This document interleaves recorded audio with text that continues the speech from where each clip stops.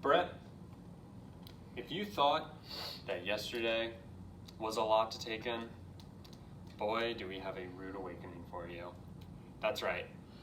Because the NBA and NHL free agency roll so close together, They pretty much start at the same time. everything kicks off immediately. And this is just And it's one mayhem. whiteboard, We have 2 ladies full ones. and gents. We didn't even have 2 full ones with the NBA So- because you wrote smaller. So let's just start. Let's get Let's get going. started. Marcus Granlund signed a 1-year deal with the Oilers along with goaltender Mike Smith, each getting 1-year deals. We're not sure exactly how much yet.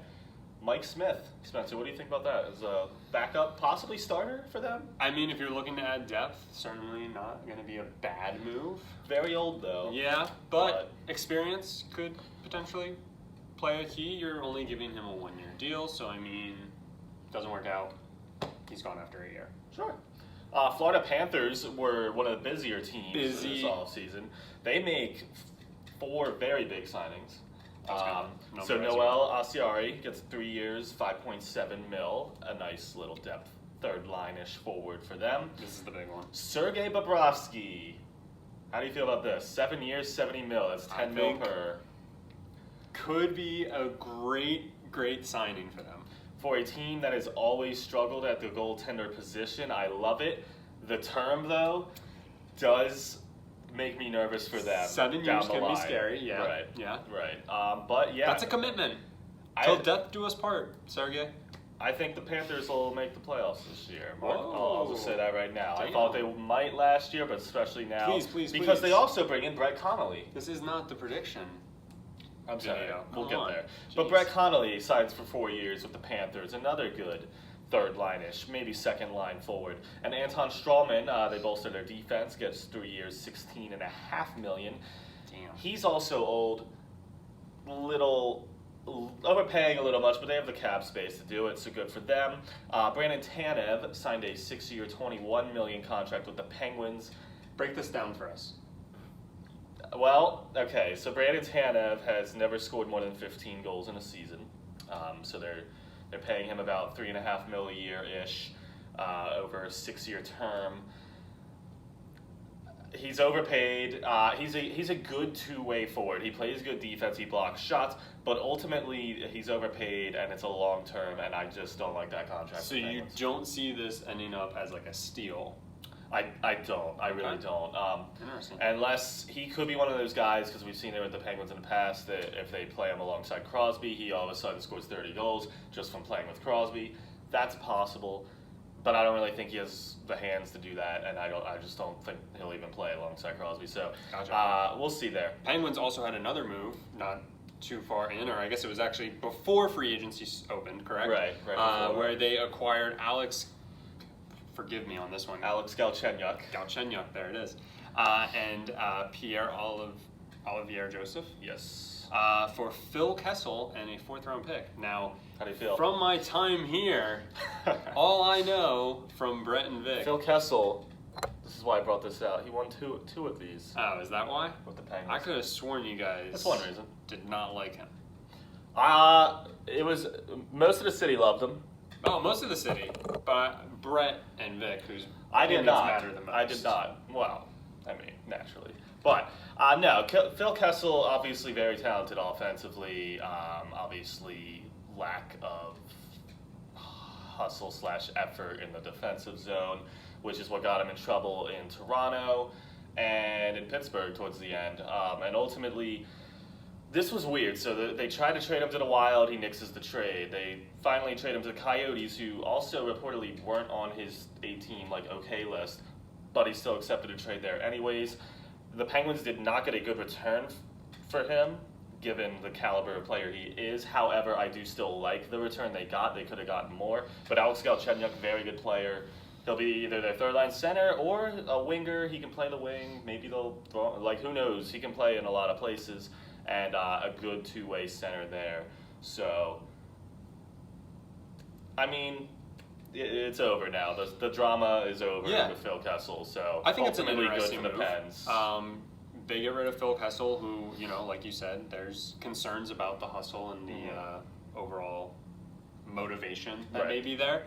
And they don't just totally lose out on it. They actually get something in return. May not be the best thing in return, but then again, maybe it ends up being better than what they could Right. have gotten a couple weeks into the season. Right, and I will say for the Coyotes standpoint, they add a lot of offense, but that's something they were already good at. Yeah. Their struggles have been defense and goaltending, and obviously Phil Kessel for Galchenyuk kind of hurts him in that department. So I don't really see the fit there, although Rick Tocchet, the Coyotes coach, was an assistant coach with the Penguins for much of Kessel's time there, and him always got along, so maybe they'll find some magic there. So we'll see what happens.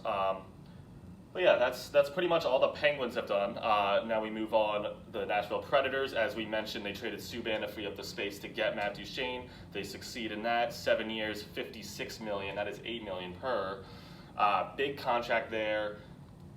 Any thoughts? I think it's all right. I was going to say, Duchene's a name that I kind of recognize, so it's, to me, giving $8 million, yeah. you know, that doesn't really seem like a whole heck of a lot, especially because we see a lot more on here. Right. Especially for a guy like Bobrovsky.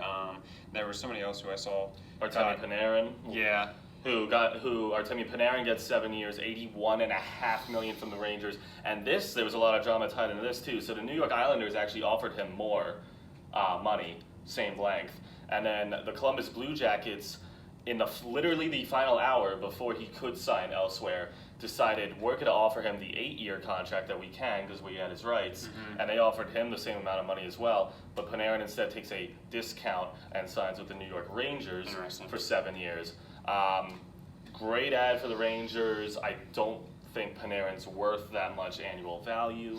He's now, I believe, top 5 highest paid players in the league. Definitely not worth that, but again, he's a skilled player, and the Rangers have some cap room, so they can afford to. It might bite them later down the line. I was going to say, that's a lot of money down the line if he all of a sudden starts to underperform. So Right, but for now, great ad. The Rangers also traded away Jimmy Vesey, college standout star there, for a third-round pick. Vesey going to Buffalo. I like that for them. Speaking of Buffalo, Tyler Ennis, former Sabre, signs a 1-year, $800,000 contract with the Senators. The Senators made a couple sneaky moves for a team that's in a heavy rebuild. They also signed Ron Hainsey to a 1-year, $3.5 million contract. Timo Meier to the Sharks. He re-signs there, 4 years, $24 million, $6 million per. Great contract for a player, I believe, that is just scraping his potential. And then Spencer, Joe Pavelski signs 3 years, $21 million with the Stars. A player who spent his whole career with the Sharks, leaving to go to Dallas. What do you think about that? It's a bold move. It is. Bold move. So Pavelski gets $7 million per. So Dallas clearly thinks their window to win is now, and they're going all in here. They also signed Andre Sekera to a 1-year, $1.5 million deal, and Corey Perry, who we also mentioned. Corey in the house. Corey Perry gets 1 year, $1.5 million, mostly incentive based for the Stars. So they signed 3 older guys. They're giving them a lot of money. Like you said, though, They think they can win now, so, I think, which is interesting because while they had a good year, I'm not so sure. I was gonna say, have they done I anything agree else with so far this this free I agency? don't believe so, no. Yeah, so they're just focusing on the old. Ryan Hartman, who we also mentioned, the Flyers traded to the Stars. Yes. He winds up signing with the Minnesota Wild for 2 years, $3.8 million. Any thoughts on that? You said that he got traded to the.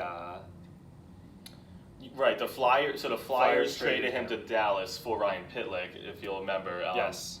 And Dallas winds up not signing him. So Dallas just let him walk. Pretty much. Interesting. I mean, any reason for that? I mean, 2 years, 3.8 doesn't really seem like a whole heck of a lot to give up for this guy. Where did they have the option to match this, or he was unrestricted? He was unrestricted, so they had the rights. They could have locked him up before the period started, right. But they didn't.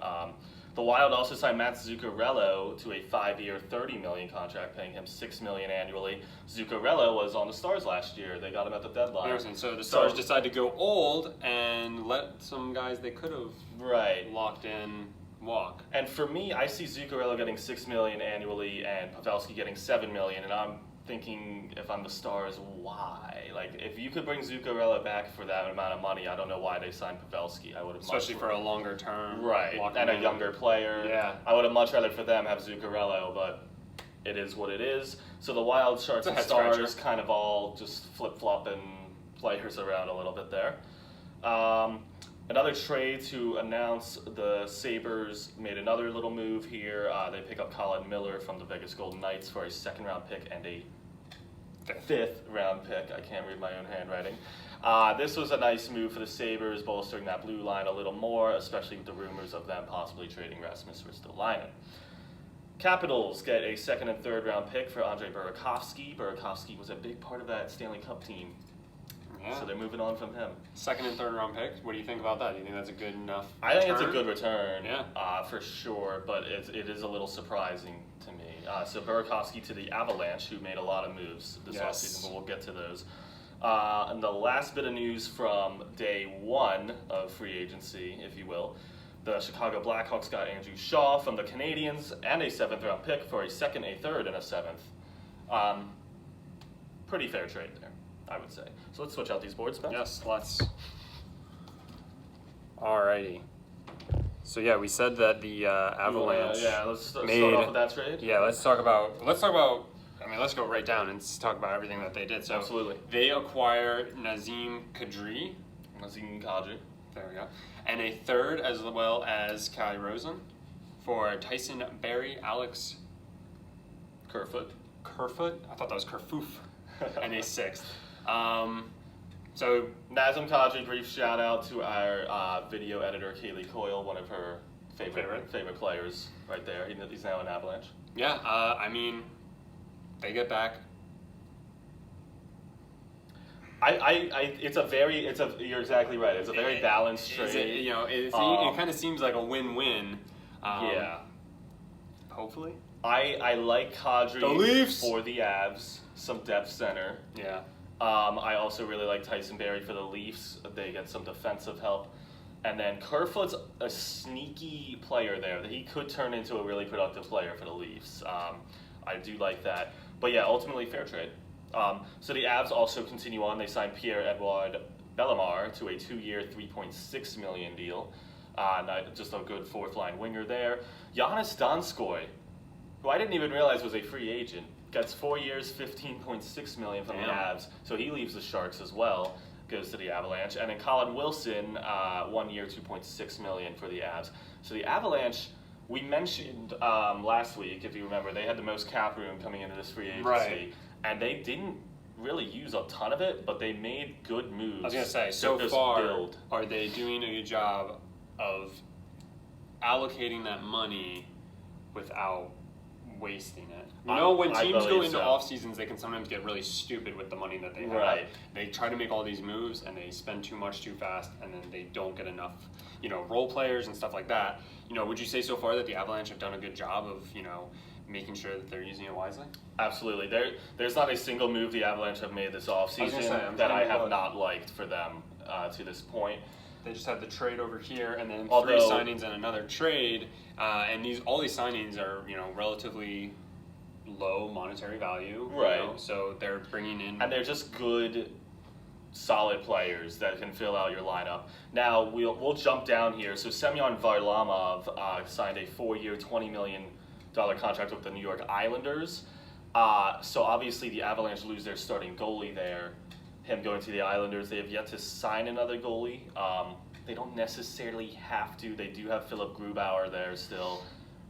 But I'd like to see the Avs bring in a goalie. And a lot of the goalies, we'll get to them in a minute here, a lot of goalies have come off the market already. Yeah. So that part concerns me, but I still think the Colorado Avalanche are a top contender in the West coming into the season already, just based off these moves. Robin Leonard, a Vezina finalist for the Islanders this past year, he goes to the Chicago Blackhawks in a move that came out of absolutely nowhere. 1 year, $5 million. And I find it interesting because, as you can see, Varlamov's getting $5 million per year as well. yeah, but he got And a locked much in. worse goalie, statistically speaking, this past year. Do you at think least. Leonard didn't want?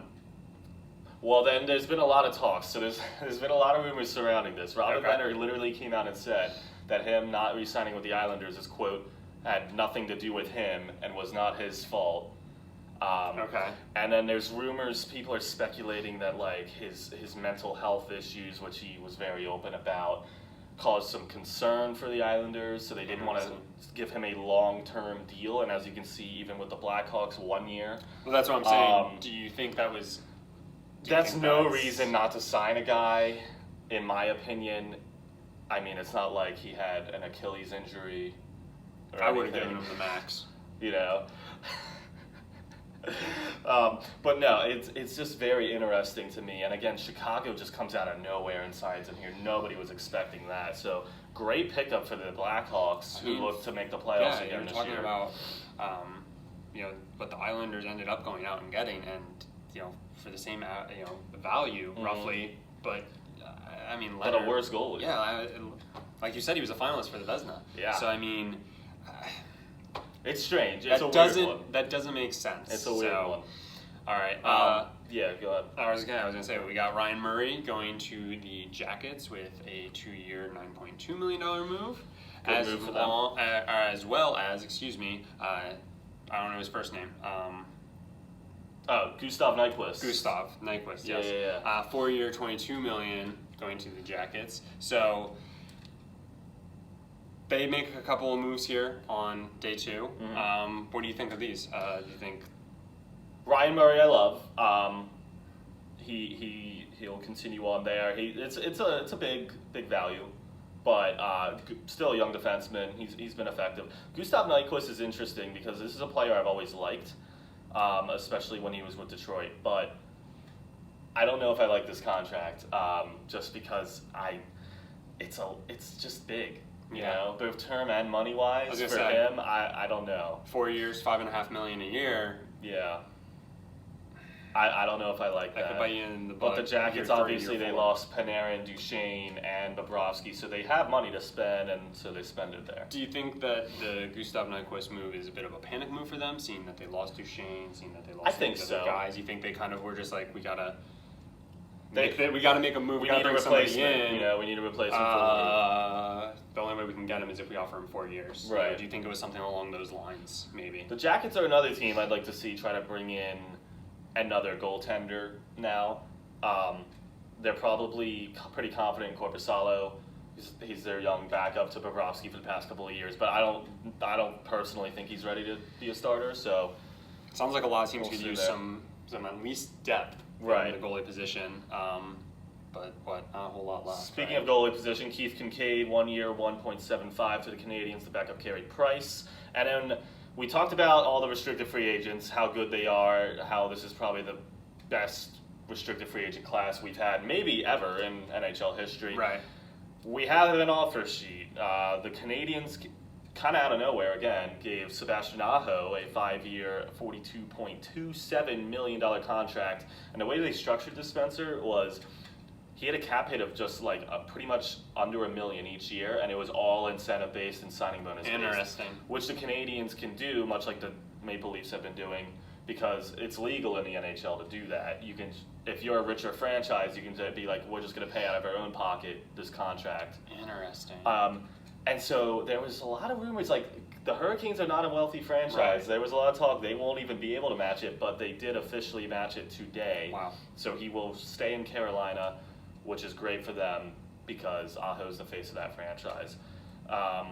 But so far, only one offer sheet. I do expect at least one more before this is all said and done, as none of the other restricted free agents have re-signed yet that we talked about.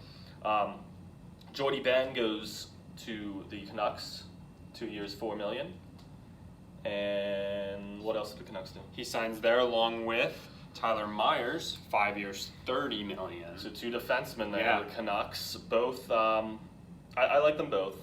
They need defense, and I think these are 2 good defensive help. I think what's getting to me right now is the fact that we were just talking about the NBA yesterday, and you never see anything more than a 4-year, sometimes 5-year deal. And in the NHL, hockey's so different. We're seeing a lot of them. Yeah. And these always make me nervous. Yeah. Because initially, it can look amazing. Yeah, you're paying this guy $8 million for the first year. Everything's great. He's a great player. Maybe he's an all-star. Everything.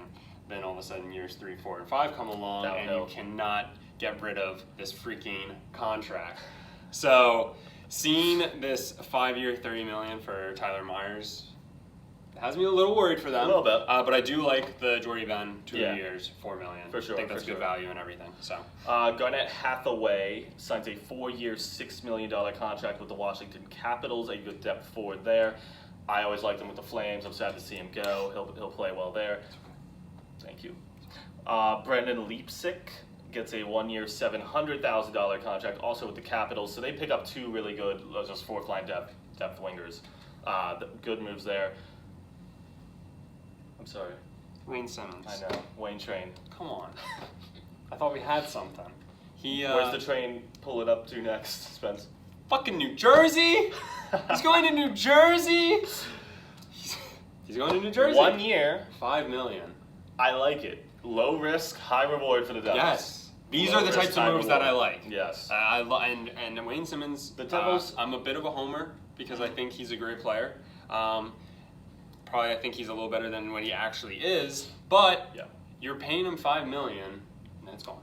I mean, the Devils are basically in a situation right now. They're like, we still have a shit ton of cap room, so why not just toss it on a guy like Wayne Simmons, who has been on a decline, but I could certainly see getting right back up to the So levels he was still provides producing at. value. Yeah. He could be a potential trade piece for Right. them eventually. Yep. Yep. You know, a lot of things. So A lot of things. I like that. Calgary Flames get their backup goalie, Cam Talbot, 1 year, $2.75. I like it. He'll back up David Riddick. Yeah, I mean, it's 1 year. Again, this is another like low risk, high reward type deal.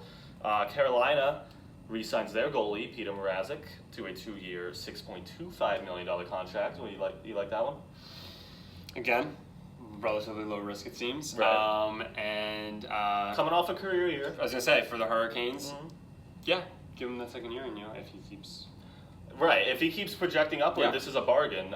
If he flattens out, it's fine. If he goes back down, it's low risk. It's kind of a win-win because for Yeah. Mrazek, like you said, if he actually does keep, then he's in trending. for a big payday. He only is there for 2 more years. Then yeah, he can actually go Right. out there and get paid. So, good move for both sides. Anders Lee, Islanders captain. A lot of rumors he was going to leave. He And he stays. did. Oh. He stays. There's no drama. In with Where's the the Islanders. drama? 7 years, $49 million. That's $7 million per. It is an investment. That is how you bring a captain back. Yes, they lock him up. They're not going to lose their captain for the second straight off season. Johnson first. But I like it. I mean, he's a very underrated player. He has been his whole career. And $7 million is a lot still for him. But I like But it. you lock up your guy. Exactly. Yeah. What else did the Islanders do, Brett? Well, we touched on Varlamov. You're right, we Already? did. That was my bad. That Yeah. was their other big thing. Cross Sorry, that out. yeah, cross that one out. Next up, Nathan Beaulieu, 1 year, $1 million with the Jets. I wanted to mention this because I think that is a really good ad for the Jets, considering they lost Tyler Myers, and they're kind of the Jets are kind of in a mini turmoil right now. They're losing a lot of people. They're in cap trouble. They traded Jacob Trouba. But they get in Beaulieu, who I think will fit in very nicely there. Martin Ferk gets a 1 year, 2-way contract with the Los Angeles Kings. This one interested me because I feel like he's definitely worth a 1-way contract. But the Kings get him on a 2-way, which is going to be very beneficial for them. They can set him up and down as much as they want. And he's a good player. How often do we see, 2-way contracts? For a guy like Martin For- yeah. Ferk, hardly ever. That's why very strange to me that he settled for that. Good on the Kings. Very good on like the you Kings. said, they're going to have a lot of flexibility with that now. What did Tampa Bay Lightning do? They add McElhinney on a 2-year, $2.6 million deal, and Luke Shen on a 1 year, $700,000. Very cheap for Luke Shen. Yeah. The Lightning lost Strawman. They replaced him with Shen. Obviously a downgrade, but hey, they're kind of up against the cap because they won 62 games last year, and that's it. None in the playoffs. Yeah, that's 62 right. total, regular season and postseason combined. And then Curtis McElhinney will back up Vasilevsky this year. So your Vezina winner, Vasilevsky. It's a good move Yes. there. What was the other trade? We got another trade down there. We didn't talk about the Leafs Sens yet, right? No, we So didn't, the no. Leafs get Cody Lecce, Cody Ceci. CC. Right, yes, Cody Ceci. And Ben Harpur. Yes. And a third for That's who the Leafs acquire, and then the Senators They got get- back. Nikita Zaitsev and Connor Brown. Yeah. So CC and Zaitsev flip-flopping. I think they're very similar players. Connor Brown, a forward for the Sens. Ben Harper, a defensive prospect, and a third-round pick. I mean, I would say ultimately, it's a pretty even trade. I don't really see the point in doing it for either team. I think the Leafs come out on top for this trade. I would agree. I like CC better than Zaitsev, and you get a third. I was about to say, yeah, sneaky. I mean, yeah, picks. You never know when that third-round pick could come up, and the third round picks are valuable in the NHL. Yeah, whether you find a diamond in the rough through the draft, or if you use it later on down the road to maybe try and make a move. right, So, right. could be interesting. And then we're down to the last two signings to report. Finally, Jason Spezza, 1 year, $700,000 to the Leafs. This is a Go Leafs! First of all, I was shocked that he did not get more money on the open market. I'm not sure if he just took a discount to play with the Leafs, Maybe. in hopes of winning a cup, which he won't in Toronto.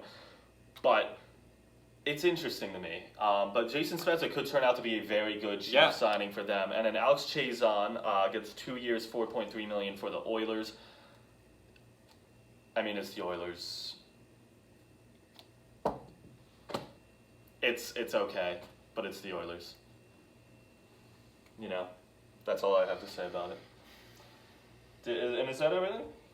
Yeah, I think that's it. I think that does it. So real quick, what are the two biggest signings, impact signings in your opinion? I'm going to say that the thing that kind of shocks me the most, and maybe they just have nothing to do, maybe they don't need to do anything, but the Blues, the ones who just won the Stanley Cup, and the Bruins, the ones who were just there with them, they didn't make any signings. They also didn't lose anyone, really. I was going to say, does that mean they don't see anywhere they need to upgrade and they are willing to just stand pat? I think it's a mix of that. And they skate it back, and if you will.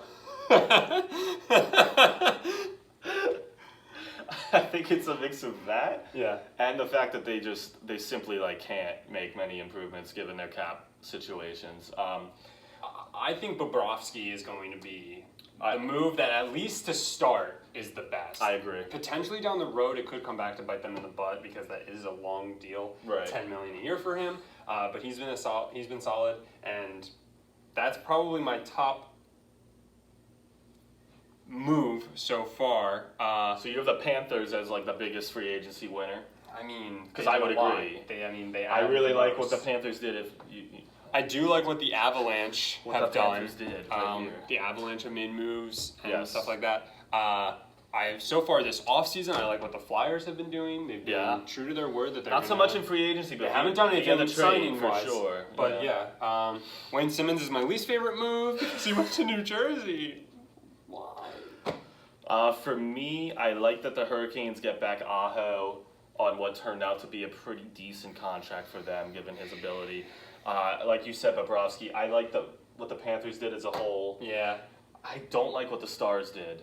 They're probably my biggest losers. They're taking a big the Stars gamble. It could pay off. It's a weird move. It could It's pay a off. weird road to try and go down. Yeah. Like you said, choosing age to try and win now. And it's a tough 2 conference. 1-year deals. And a 3-year that could really come up to bite them in the butt when they could have brought back Zuccarello. Right. I don't know. It's interesting. But, yeah, that'll do it for our NHL free agency recap. I'm sure we'll have more next week. Thank you for watching if you watched this whole thing. I don't blame you if you didn't. Just break it into little segments. We tell you now. Yeah. Well. And then if you watched our NBA free agency, also thank you for that. Yes. That was another long one. Yeah, Way to hang in there. You really must have free time. Are you as tired as we are? Tune in tomorrow. Victor will tackle the NFL, and I believe he will be previewing the AFC East. Yes. Brett, this was perhaps our last hockey video for some time. It was, wasn't it? Gonna miss you, buddy. I'm gonna miss you. Yeah. All right. So for those that don't know, we'll be separated soon next week. We'll have MLB together. Yep. And then either Spencer or I will be doing the NBA alone. I'll be doing the NHL alone. Will be back to the NHL all by himself. And we'll go from there. So It's been a fun, it's crazy ride. It's a sad time. Hope you've enjoyed these videos. No more great intros. Wow. And yeah, leave a comment about this. How sad you are. Leave Tell us how sad leave you a are. sad like. Leave a sad like and smash that subscribe button. Just like a And we'll crying see smash. you for the last time together on Monday for some MLB baseball. Marco drop.